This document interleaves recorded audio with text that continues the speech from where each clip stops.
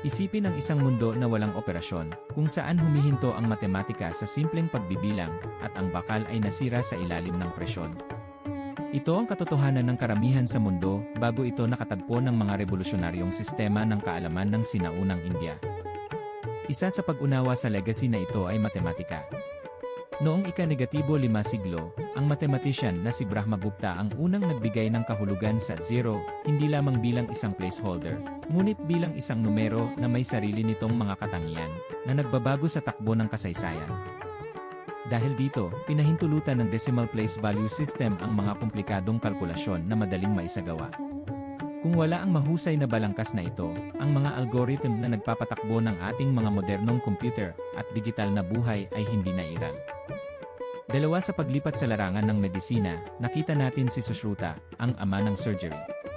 Mahigit 2,600 taon na ang nakalilipas, idinetalye niya ang Sushruta Samhita, na nagdedetalye ng higit sa 120 surgical instrument at teknik tulad ng rhinoplasty, plastic surgery, matagal bago ang kanluran.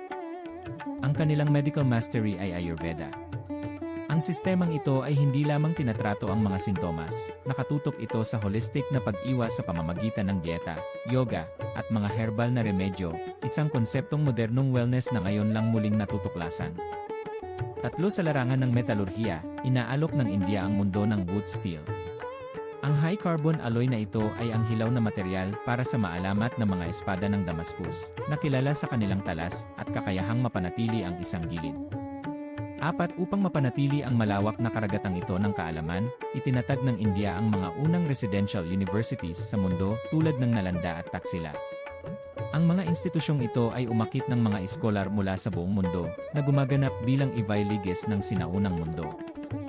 5 para sa madiskarteng pag-iisip, tumingin kami sa Chaturanga.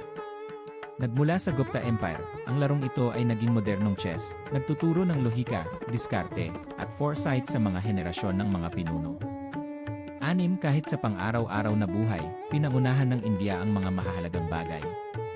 Ang kabihas ng Indus Valley ang unang nagtanim ng bulak at pinaikot ito sa tela, na nagpakilala sa mundo sa mga tela at sistema ng sanitasyon tulad ng mga flush toilet. Mula sa numerong 0 hanggang sa bakal sa ating mga skyscraper, ang mga kontribusyong ito ang bumubuo sa hindi nakikitang gulugod ng modernong pag-unlad. Ang pagkilala sa mga ugat na ito ay hindi lamang nagpaparangal sa kasaysayan, ngunit nakakatulong sa atin na maunawaan ang tunay na magkakaugnay na ebolusyon ng pag-unlad ng tao.